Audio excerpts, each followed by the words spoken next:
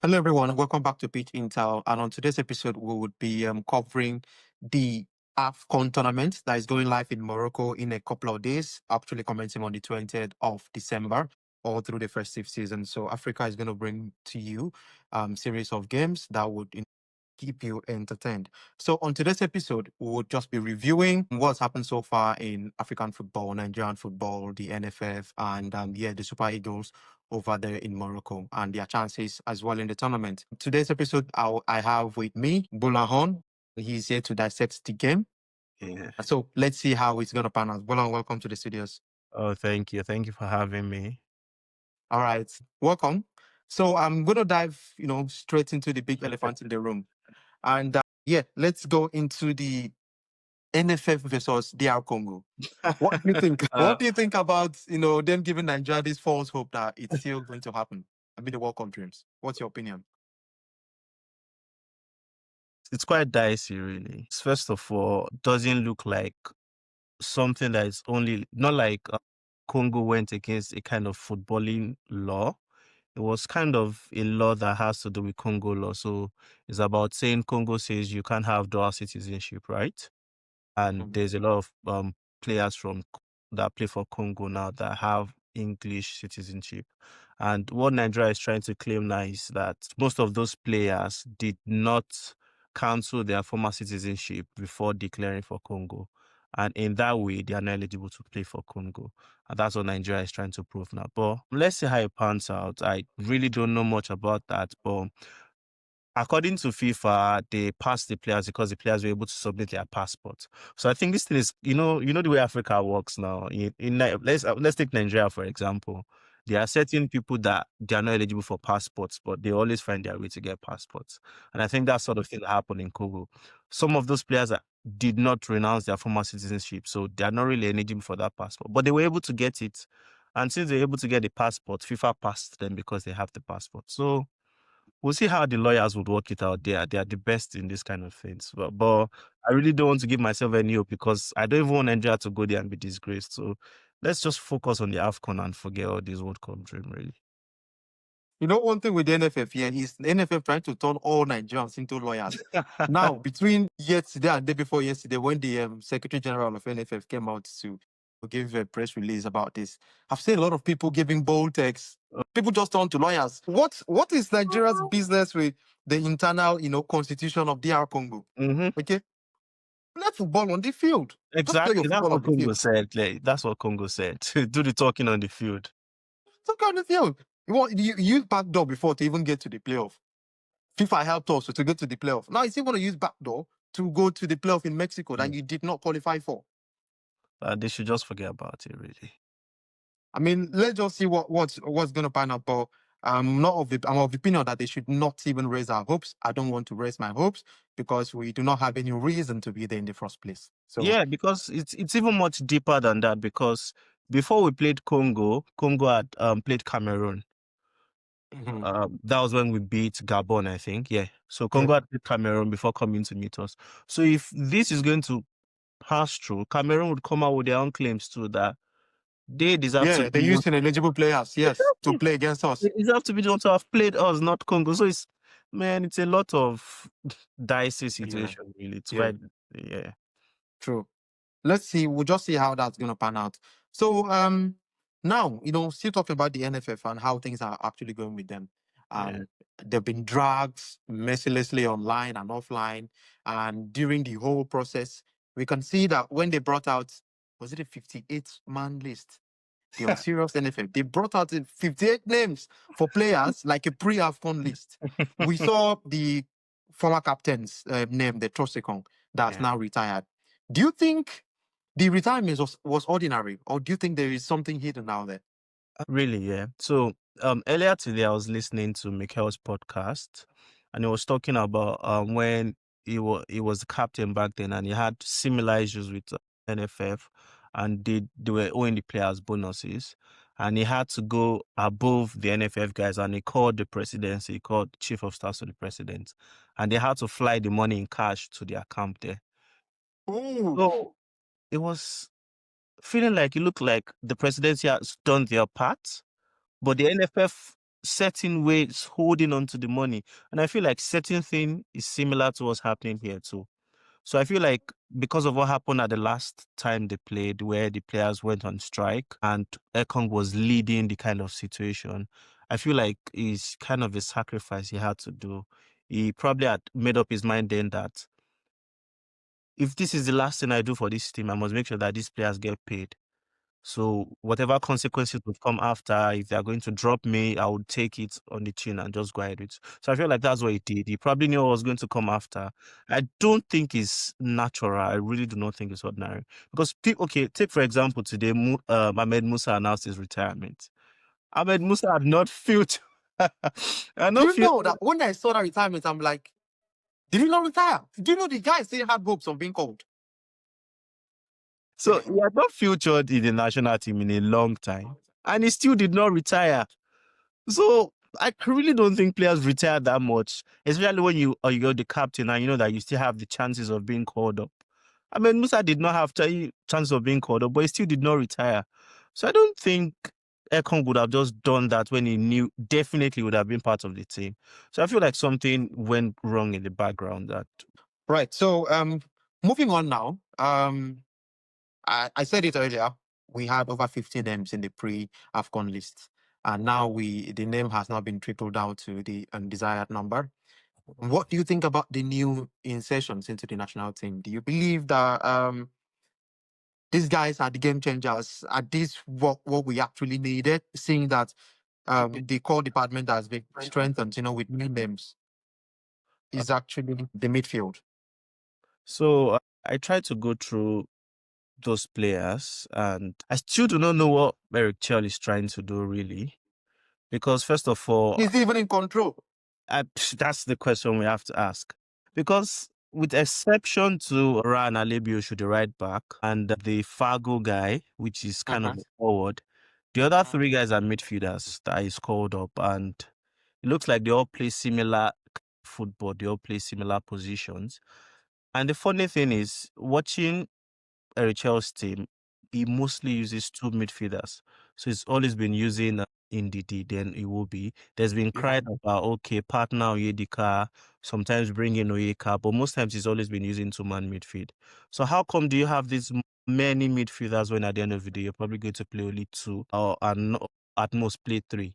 I felt like one of those people should have been sacrificed for probably another central defender.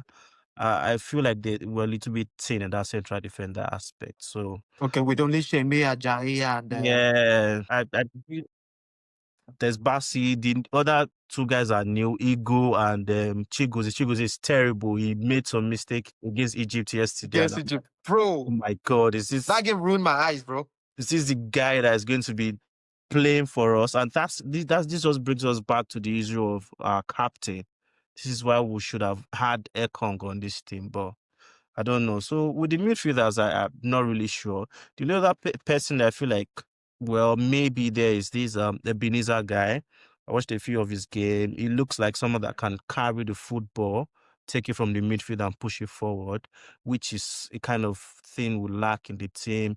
Aside, it will be that can do that, and something we lack in the team. So we'll have to wait and see. But the positives for me is that they are young guys. Yep, 20, 21, 22, which is good So positive. you feel he wants to inculcate energy into the team. What was lacking? Because we were actually overrun by the Congolese boys. They had more energy than we did. Yes, exactly. Those guys had more energy than us. And I feel like because most of them, Tochukwu is I think 21, Ebenezer to the Yeah, Usman they're guy. quite young. Yeah, they came from, I think most of them came from on the under 20s. They're quite young. I think that would be good. So maybe we are already looking ahead of retiring people like Ndidi that can't move that much again. My problem is for a player like Onyedika, why does it look like Eric Chelle doesn't trust him enough? This is someone that bosses the midfield against Barcelona in the Champions League, Arsenal, these big players. He's playing for a top team in Belgium. Why do they not trust him? Why? I really don't know. I think it has to come down with formation because when the game started yesterday against Egypt, he started and I could see his positioning. I could see how he was demanding for the ball, how he was pointing to the players to pass around. And I was like, if I was the one going to be in charge of this team. Mm. If I'm going to play Ndidi, then it will be Ndidi and Onyedika sitting there. Because Onyedika is quite good. He's more mobile than Ndidi. I do not know why they always want to play just Ndidi's old, bro. I really don't know why. And these days, what Eric Chelle has even been playing in his formation is confusing. I can't really get what he's trying to do. The whole right wing is dead. Yeah, all the wingers look to be playing towards the middle. The midfield. Yeah, it's just confusing for me. He wants, I think, and he wants, from what I can see, I think he wants to force a 4-4-2, right? He wants to force a 4-4-2. It actually worked against Gabon and against when they played, South Africa. No, I don't think he used it. Maybe he used it against South Africa slightly, and Benin Republic. He worked when we trashed Benin Republic at Yale. So he's trying to see if that system would be his go-to system. Because if you look at the traditional Super Eagles back in the days when we had the Rashidi Yakinis, that was what we used to play, 4-4-2, and we used to terrorize a lot of defenses with that formation. But looking at what he has presently, I don't think we have the much needed arsenal to play that 4-4-2. Lookman is a out and out winger, right? Yeah. And Chukwueze, though he can drift into midfield sometimes, it should be. I love what I'm seeing from him, at Fulham. I used to be one of the core guys that used to tackle Chukwueze, telling him that you need to do more in your game, Yes, exactly. He's very talented, but talent is not enough. He needed to add physicality. He needed to, be more strong, more physically on the ball. Yes. So now I can see he has started inculcating that. Maybe he's hitting the gym at Fulham, Basi and Mobi that introduced him to bad things. Yeah. So he's probably, improving himself. So I believe he should own the right wing. And Lookman should own the left wing because Lookman is on top form again. I can see he started getting his form back. So I really wish that we get back to our 4-3-3 formation where Osimhen runs in number 9 and Lookman and Chukwueze on the flanks. Mahmoud Simon can always come in as a second half player, but I don't think Simon is a first half player. What do you think? For me, Chukwueze currently is better than Simon. For me, Chukwueze is definitely better than Simon at the moment. I did not like Chukwueze before coming to form. I felt like this guy doesn't do anything. We know he has those skills, those dribbling in him, but I had not seen much of it for a lot of time. But what he's bringing out to his game in Fulham is great. He's not doing much of the tricks. He's doing the basics, getting the ball, releasing those quick passes. On time, doing lovely things. And I saw a bit of that against Gabon too when he was playing a bit inside. But the confusion with that was that him and Lookman looked to be playing in the same area. So Lookman was drifting. Confused. And it was a bit of confusion. So that's why I feel like if Erichel wants to be playing the 4-4-2, then he needs to collapse the wing structure then. So you can't be trying to play 4-4-2 and then you're playing Lookman and Chukwueze at the same time. It's a bit of confusion. So he has to decide, do I want to use the wing as wing play or do I want to use 4-4-2 and use normal traditional midfielders there? Well, I feel like if you don't have to use 4-4-2, you could use a bit of the 4-3-3. Mm-hmm.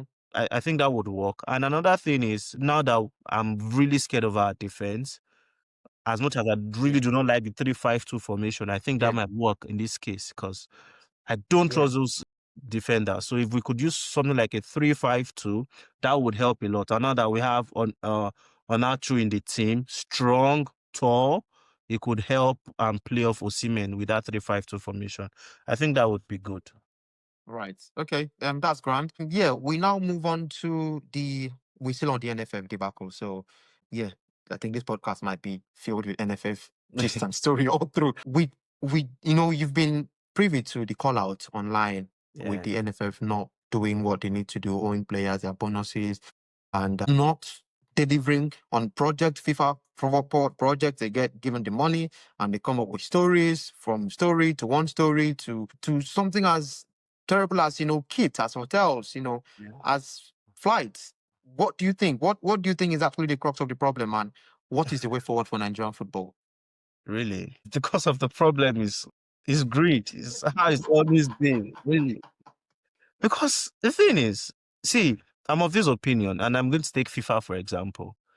FIFA is one of the most corrupt organizations we know. FIFA is corrupt, but they get the job done. Corrupt as FIFA. We can see it with what's happening with the USA World Cup. There's a lot of corruption going on, but they would still deliver the bare minimum. They'll make sure that everything is set up. And that's my problem with the NFF. Even if you are going to be cheaty, corrupt, do what you have to do. Yeah. This money is enough to go around. Do the main thing, and then okay, when things are done right, nobody will complain. Nobody will call you out. Nobody will be bothered about the extra money you've kept in your pocket. But you're not doing anything and you're keeping money in your pocket, definitely they will call you out. How about you? See the call out Imobike has been doing online. Yeah. That was when we got to realize that NFF did not have camera. Bro, See, terrible. individual Just graphics. And the individual graphics is canvas. My God. Individual content creators are buying cameras for themselves. Those boys are doing things. Not to talk of the whole NFF not being able to do that. That's terrible. That's the lowest. I really sometimes wonder how these old men think. Like, how do you think? It's busy. I believe they usually just go there to enrich themselves and better their own family, look for a way to get generational wealth for themselves. Because the other president that was there for 8 years and is now a member of the FIFA blah blah blah committee. I don't know what the committee is. He's always in one committee or the other. He has so enriched himself Oh my from God. the NFF.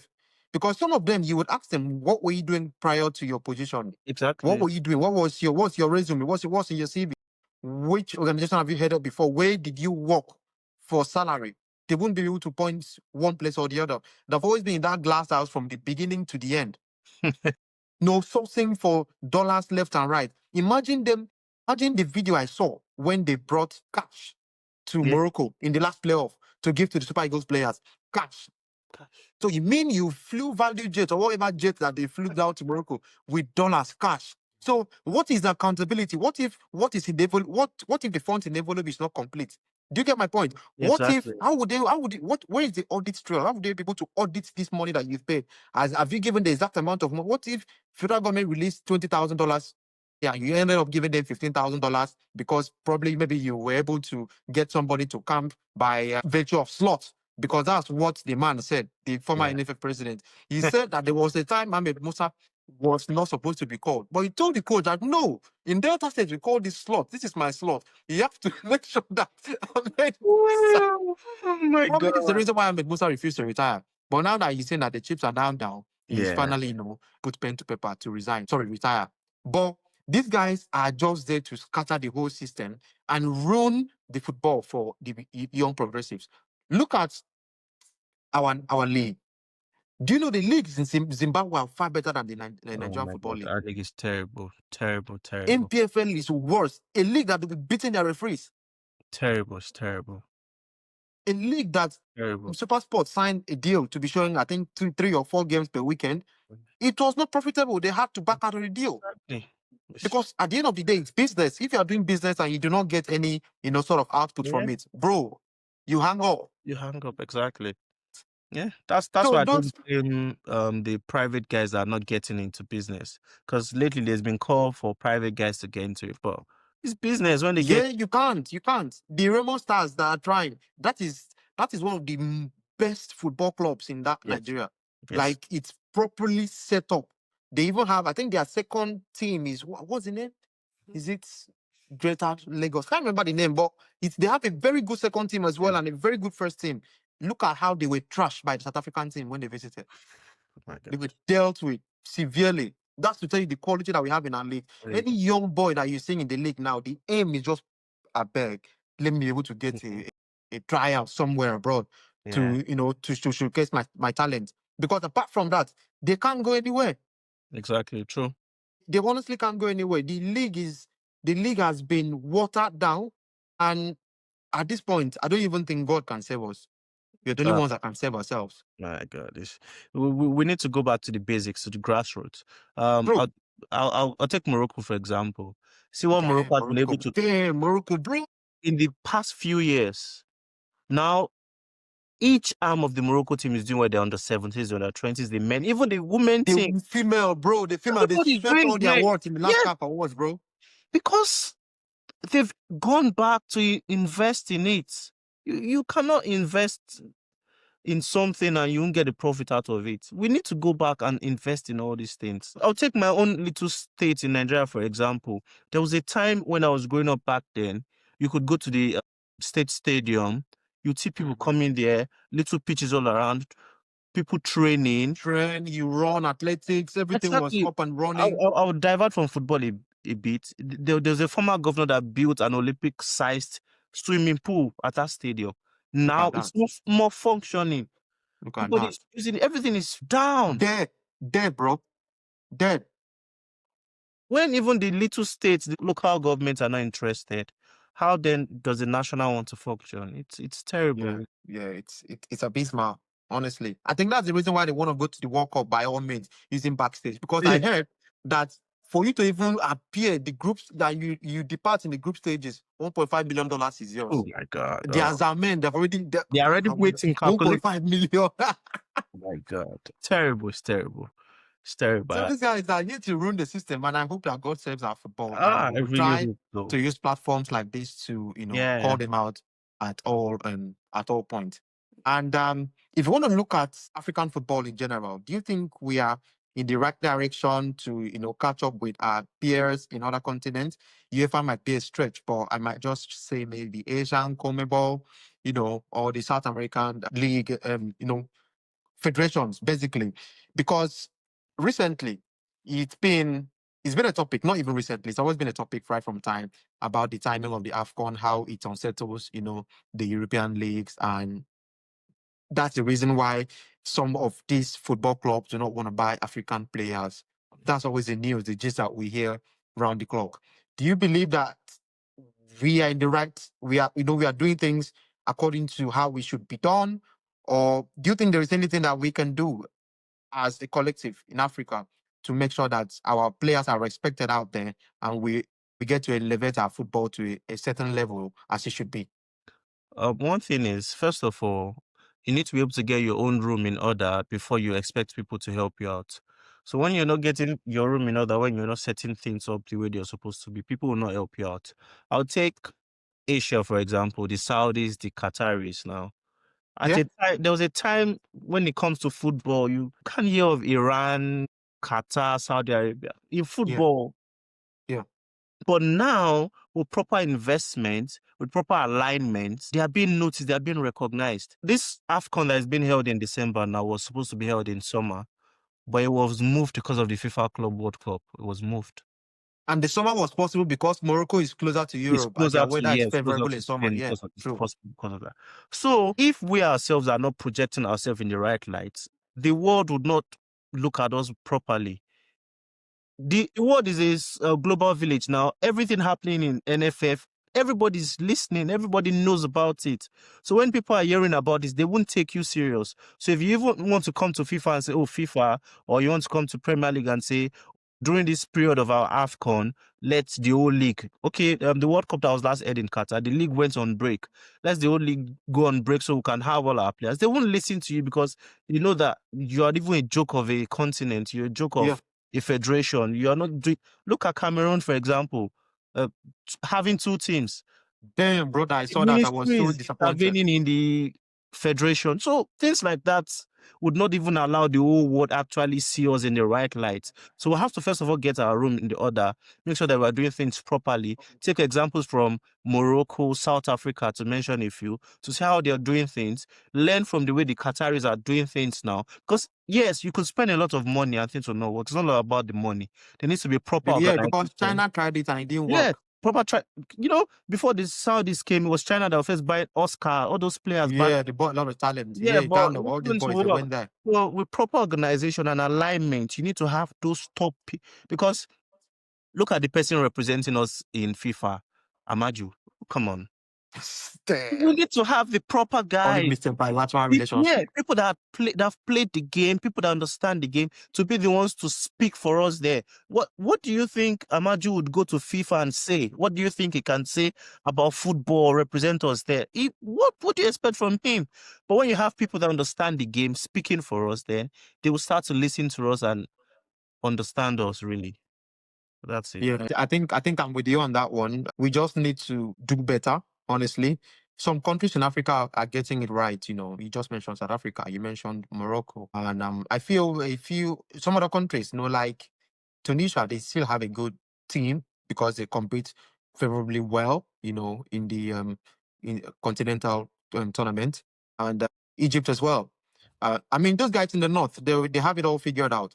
It's just the western side of things and probably the eastern. And some of the problem with some countries is that they just don't give a lot of preference to football, basically. Yeah. That's the reason why it's not working out. Some countries are reliable. They've got a working system that could favorably, support football. It's just that they're not giving emphasis to it. I believe that we should give emphasis to these things because that way these other countries would see us seriously.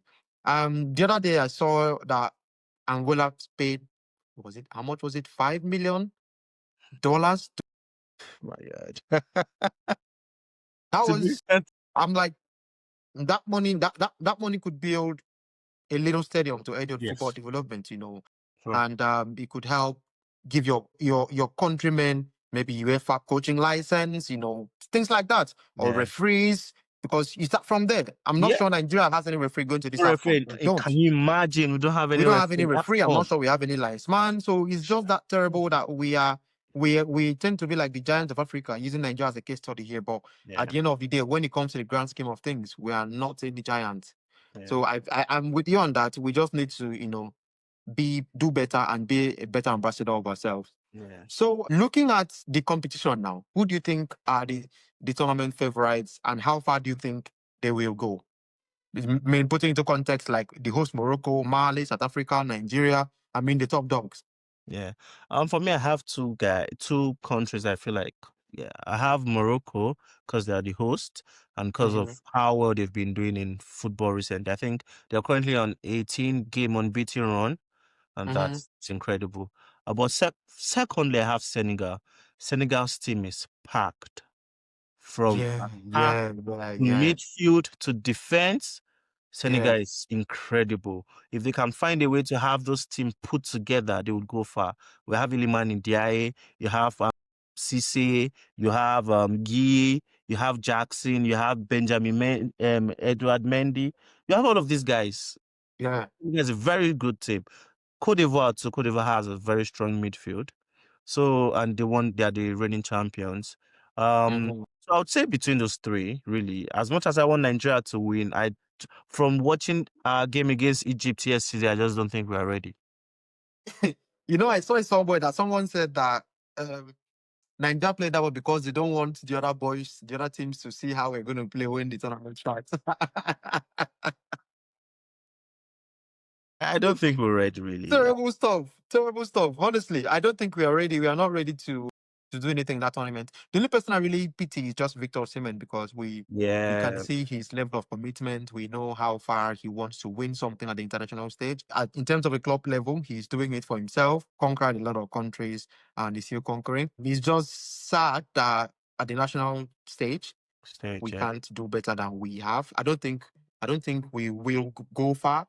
As you said, the host Morocco, they stand a very big chance because obviously they're playing on the home turf. And Senegal too is started. And I know I for one reason or the other, I would like Nigeria to face DR Congo at any stage in the tournament. I don't care where we face DR Congo. But I want Nigeria to face DR Congo, either DR Congo or South Africa, those two countries, because we have a Yeah, strong there's always defensive movement. bands. Yes, there's always If they bands. win us, fine. If they do not win us, we have the upper hand. Even Yeah, though DR Congo have a better bragging right, because next yeah. year we will not be there when they're playing. No, So yeah, let's see how far we go on that one. And who do you think would be your favorite to win the Golden Boot?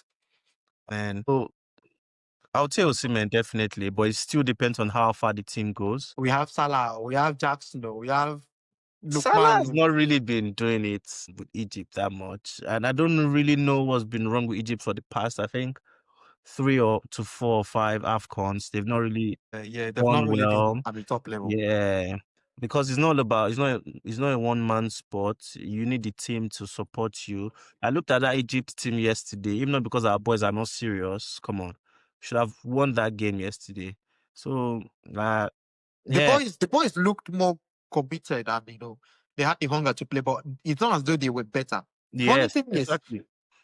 the Nigerian team that went to the finals in the last AFCON, if we met a team like this Egypt, I know we would have beaten them fair and Yeah, square. exactly. But being that it's a friendly and we did not start our favorite centre back pairing, Basi and Shemejae, so I believe those things also really actually contributed. Yeah. What would be Nigeria's downside is if Eric Chelle doesn't have a great starting lineup. So that leads me to my next question. What is your preferred starting 11 for Nigeria? This is quite difficult. First of all, I'm not even happy from the goalkeeping position. Yesterday, after Nwabali left, a guy called Amos came in, and then Bro, the goal they the scored goal us, he I'm like, conceded. what's I'm like, happening there? is this the goalkeeper we have? Bro, there was another weak shot before that goal came in, a weak shot from outside the box. The way he patted the ball as if it's one serious shot, I'm like, let me, I know the Premier League goal. Oh my God. So that position scares me a lot, especially now because we know the antics of Nwabali, the way he does things, and there's no AFCON there to calm him down, to lead the defense. So it's going to be really hard. You can see Nwabali shouting on Basi and all of that. So, but we don't have a choice. Nwabali is still who I would go with. So I would have Nwabali. The left back. Left back. We don't have proper left backs, really. Zaidu Yesterday, is playing in Europe, come on, say. But for me, I would go with Bruno Onyemachi over Seidu. Really? Yes, Over at this Zaidu? point, I don't like Is it, Seidu. is it what he gives going back or in defense, or what gives going forward? Which one? Or is it a combination of both? I think Seidu is better going forward, though, actually. Working with the It crosses entire back terribly. four, yes, understanding your position properly. I think Bruno still has it more than Seidu at this point. So I think I'll go Bruno Onyemachi at this point over Seidu. Okay. My center back pairing, Calvin Bassey definitely, and based on experience, I would go with Semi Ajayi at this point. I've not seen much of Igo Ogbu yet, but I think he's somebody that will come good. He looks like he has something in him. But at this moment, I would say Bassey and Semi Ajayi.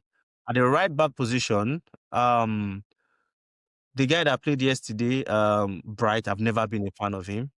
I've looked up a few clips of the new guy, Ryan Alibiosu, Right. and it looks like the real deal, really. He's good Really?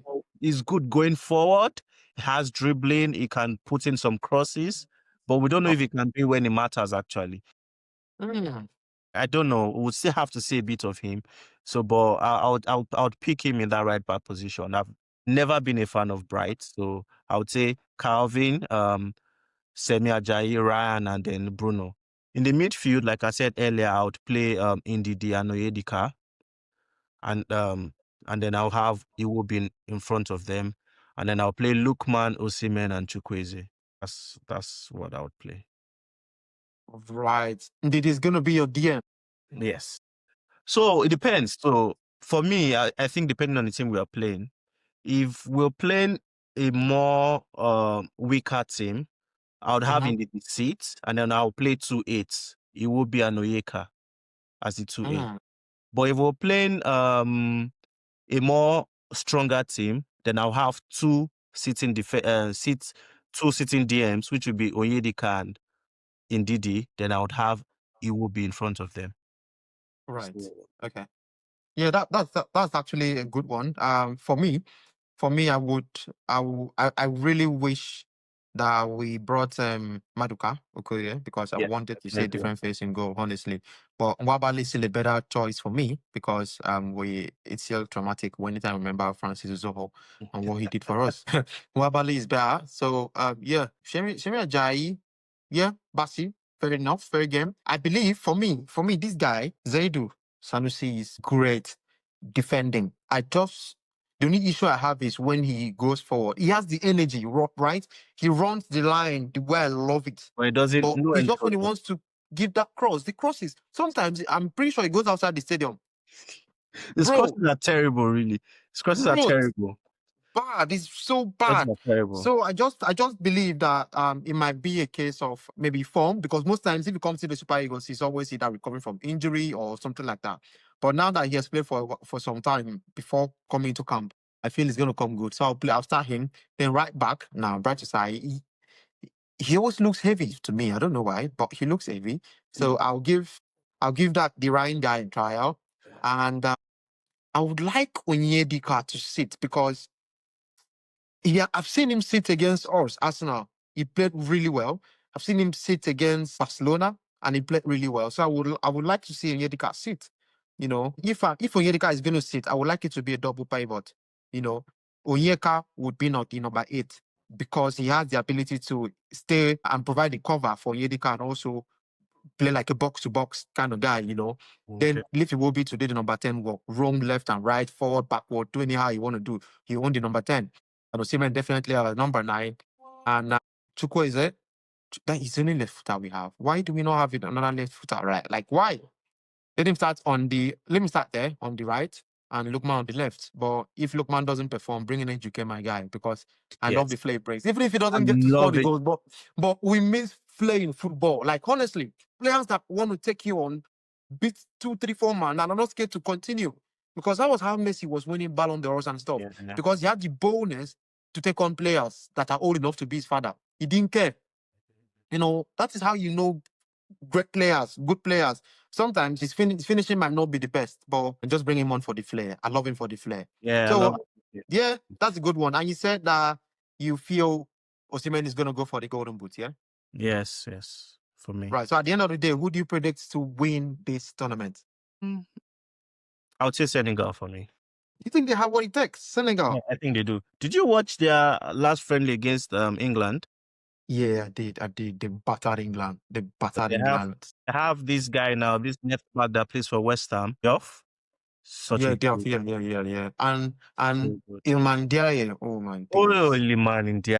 What a footballer. I love the guy. Like he's good. It's good. I love the way he dribbles. Like he dribbles as though he's dancing, you know. So Really and their midfield is so good. They have Gay, they have Papa Matassa, they have this Abib guy that plays for Sunderland. yeah, very Abib, good yeah. team. I mean, let's see. I hope the tournament brings the flair that we hope and the excitement he hopes to bring. Even though we would, you know, kind of be distracted with the league going on in, you know, the different countries, UEFA. But hopefully, Nigeria might bring it home. You know, I can tell. But my guy Gbolahan believes that Senegal is going to take it home. Let's see if they'll be able to do it again because they did it a couple tournaments ago. Let's see if they can, you know, achieve the same feat. So, I mean, if you've watched this video up to this point, remember to hit that subscribe button, like the video, and drop a comment, and we will do well to interact with the videos. Thank you so much, Gbolahan, for coming on board today to have this chat with me. Yeah, and hopefully we get to see your face as the tournament, you know, continues, so we can, you know, sit down and analyze this thing and see how it goes. Thank you very much for having me, and I hope to see you guys on the next one. Thank you. Bye-bye. All right, thank you. Bye.